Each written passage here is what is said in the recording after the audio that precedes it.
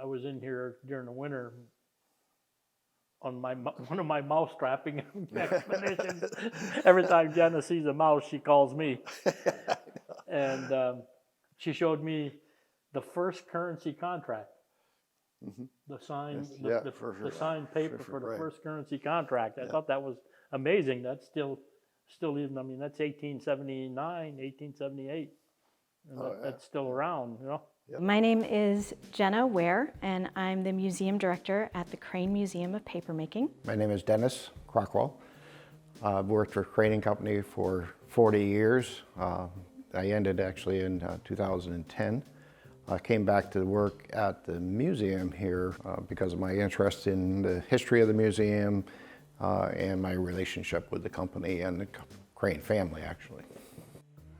My name is Ed Driscoll, and I worked here for a total of 41 years, all of it at the Byron Weston division. My name is John Dupuy. I worked in the company for 42 years before I retired 12 years ago, doing various jobs. Started in the mill next door, making arguably one of the finest sheets of paper in the world. It was called vellum for making blueprints, made out of bleached underwear clippings, Fruit of the Loom and BVD. People said, you wash them first? I said, no, we used the clippings. We didn't use the underwear, we'd buy the clippings. I started here in 2017, which was a time of transition for the museum because the Crane family, after 7 generations, sold the business. And they sold it to Crane Co., no relation. Crane Co. was actually started in the 1850s in the Chicago area by a man named Richard Teller Crane. And their family business was industrial valves, so large machinery kind of valves. And eventually became Crane, that people may know, Crane faucets, because they did bathroom fixtures and kind of revolutionized the bathroom, moving from outdoors to indoors. So that company, Crane Co., purchased Crane & Co. in 2017, which is when I was hired as the museum's first full-time museum director. The museum itself was opened in 1930. Renovations happened in 1928-29 as they changed this space, which was originally the rag room of the old stone mill. That mill came down in the late 1800s, but for some reason this building was left behind, the rag room of the mill, and they decided to renovate it and open it as a museum. Byron Weston was founded about 60 years after Crane was. And then sometime, I believe it was in the 1940s, the two companies became one. Byron Weston, who is the founder of the Byron Weston Company, his granddaughter is Julia Child, the French chef, and her, you know who I mean? Bon appetit. Her brother, John McWilliams, was the mill manager at Byron Weston in the 1950s and 60s, and they've both visited the museum here, I'm gonna say 20 or 25 years ago. So Julia Child and her brother, who are grandchildren of Byron Weston. And Julia would be Kitty Crane's first cousin, I think. I had an opportunity to see the company from 3 different perspectives. And interestingly, you're gonna interview 3 guys today, one of whom was a sales and marketing guy, me, one of whom was a paper maker, John, and one of whom was an engineer, Dennis, and you're gonna get 3 completely different and interesting perspectives. When Zenas Crane started his mill here in Dalton, they made paper by hand, much as is shown in this sculpture by Dard Hunter. It was a 3-man operation, and they could only make 2,500 sheets of paper a day. But it started off with the pulp chest, also known as the stock chest. And this would have been, in 1840s, a combination of cotton rags, linen rags, and hemp fiber. That would be ground up into a slurry that would be approximately 90% water and 10% fiber. And it would then be pumped over to the vat. And the man that's pictured here, the vat man, he was the brains of the operation. Now he would take, this is an actual antique paper-making frame. He would take this and dip it down into the water and the pulp and shake it. And as he shook it, the fibers would mesh together and they'd fill into all of the corners of the screen. And then the water would drain out, as you can see, because it's like a screen. And here, feel how heavy this is. Okay, can you imagine doing that with water and pulp all day long? The vat man had great big Popeye-like forearms, and you could always walk around Dalton and see who the vat men were, because they were the guys with the great big forearms. Well, after he finished this, the vat man, he handed it to the couche man. Now, couche is a French word that means to lay down. And what the vat man did was he handed it to the couche man. The couche man would then turn the frame over, and the wet sheet of paper would drop out onto a piece of felt. He would then put another piece of felt on top of it, so you had felt, wet paper pulp, and felt, and he would hand it to the lay boy. And the lay boy's job was to take the felt and put it in, the two felts and the sheet of wet paper, put it into this press and squeeze as much water out of it as possible. And once he was completed with that, and he had squeezed the water out, it would then be hung up in the rafters to dry.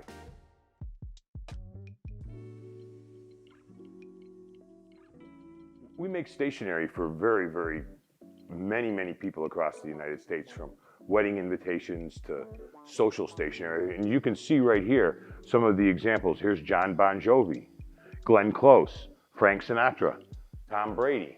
One of the most prestigious stationeries that we make is the stationery that belongs to the White House and to the president and his wife.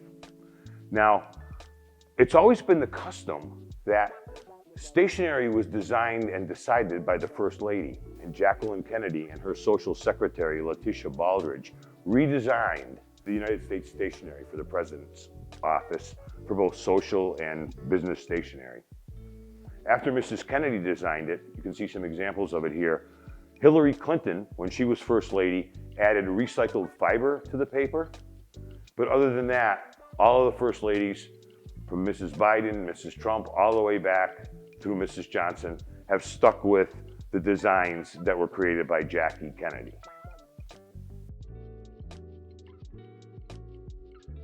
I became a night superintendent, and after I became a night superintendent, they moved me to the currency mill to supervise the making of the United States currency, the Wacona Mill. I also would go and teach the Secret Service on how we made US currency. I'm not originally from Dalton. I grew up in Louisiana. The Air Force brought me up here. I'm a veteran of the United States Air Force. My wife was going to school in Northampton. My first duty station was at Westover in the Chicopee area, and settled here in Dalton. She's a Dalton girl. You don't move Dalton girls out of Dalton too easily. She's a good lady.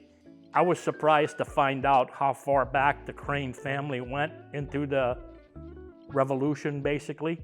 The family, I knew the family as we all did because you work with them, but they never bragged about, well, our ancestors were involved in the Revolution. But when you have a piece of paper in a museum that has Paul Revere's signature on it for buying the first paper to make currency of any kind, you know you're going back a long ways. And that was the original Crane Mill in Milton, Mass. And what he bought that paper for was to make script for the Revolutionary soldiers, the American soldiers fighting the British. They had to pay their soldiers somehow. They had no money, so they made their own. Soldiers were willing to accept it, and the local merchants were willing to accept it as trade and barter. Whether it's a $1 bill or a $100 bill, the raw sheet is basically the same. 75% cotton, 25% flax or linen. Watermarks, red and blue fibers, denominational threads, and in the $100 bill, the micro-optic security ribbon. So those are the things that we do here at Crane & Company. Anything else you see on your currency is probably done in the printing process in Washington, D.C. or Fort Worth, Texas. You ever see anybody holding your bill up to a light source like so? What they're looking for is the watermark and the internal denominational thread, both visible through transmitted light, not visible through reflected light. If you look here, you can see the pink strip in the $100 bill, and what that says is USA 100. Now, every bill from 5 on up has one of these, and they fluoresce at different colors, and they're located in different locations in the bill. Multiple generations of Crockwells that have worked for the Cranes back into the mid-1800s, actually. Since my father worked at the company, He was working at the time in a manufacturing position and at the old Berkshire mill, and they had done some work on one of the machines there. It was called an air dryer, and they had dropped some materials and parts into down inside this large blower that was supplied the air. I was 5 years old at the time. My father, we lived directly across the street in a mill house actually at the time. And my father came and got me and brought me down to the mill, and they put me through a small porthole on the side of this large blower to extract these parts out of the machine. They couldn't get in there. They were obviously too big. They were adults, and I was small enough they could stick me through the hole, and so they sent me in to get the parts. I can still remember it to this day. Actually, it's clear as a bell. I can remember, you know, one of the fellows that told me that he couldn't, it was all turned off, don't worry about anything, nothing's gonna start, because there was a very large propeller in there that blew the hot air. And he says, don't worry, it won't start up on you. He says, just go in and get the parts and bring them out. So they gave me 50 cents after I got out. Of course, at that time, 50 cents was a huge pile of money, which I took to the local candy store and promptly spent. But so that was my earliest interaction with Crane & Company. I wasn't scared because I didn't really know at the time. There was nothing to be scared of. We always brought my father his lunch because we had just crossed the road. There was very little traffic on the road at that time. So we would always bring my father his lunch, myself and my older siblings. So I had been in the mills multiple times by that time. And throughout my whole life, I grew up, from that point on really, I spent time in the mills on occasion. The mills were kind of open at that time, so we would often come into the mills to visit, because there was no local store. We would come into the mills to get a candy or a soda or something out of the vending machines.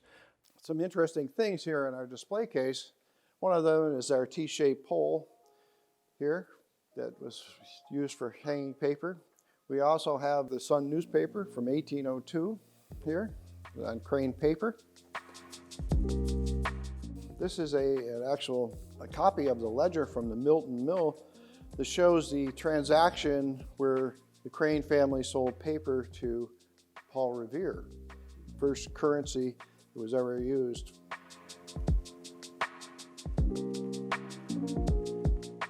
This is a Crane daybook. This is one of Zenas' Crane actual recordings from his daily activities. It shows the transactions where he bought or sold things from individuals. And what you see here is actually a picture from a rag room. The rag room is where all of the rags were collected and sorted in order to make paper, because the pulp for paper was originally made from rags, cotton, linen.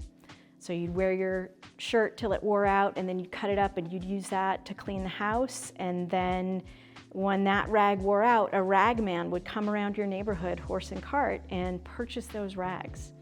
And then they would come to the mills and they would be sorted and cleaned, and things would be cut off that couldn't stay on if there was a button or a seam or something that isn't there. We have actually film from inside Bay State Mill in 1926 showing these women with these huge cast iron blades just cutting those rags. It looks incredibly scary. And that's what this room was used for, was to collect and sort and cut up those rags for paper making. When I started, it was one of the initiatives that we were hoping to do, was to be able to go into schools more, to have schools come here more, and we just did a program for second graders at a local school. Each second grader got to make their own sheet of paper, and we showed them the different anti-counterfeiting technologies in U.S. currency. It was extremely fun, and we're hoping to do a lot more. Since there's a new security perimeter here, and the museum ended up inside that perimeter, we have to find a different location. I believe that there will be a much broader reach of the museum in the future, because we're already getting more practiced at how do we take our story out into the world rather than waiting for the world to come to us. And this will take about 15 minutes or so to dry. And then you can take one home with you if you want to, or take them both home. So that's how a sheet of paper is formed. So I think that we will be offering programming in a lot of different spaces, as well as finding a new home for people to come and visit us and see our exhibits. All of that hopefully will always include retirees as the tour guides, because their knowledge and enthusiasm and great storytelling is really the heart of the museum. 60% water, 40% fiber. Transfer it onto these felts. Unfortunately, this space is closing now, but we're moving the museum to an off-site location, since we can't have the museum in its original space, as well as doing kind of pop-up events around the Berkshires and in other places. So our staff will stay on board, the museum will stay alive.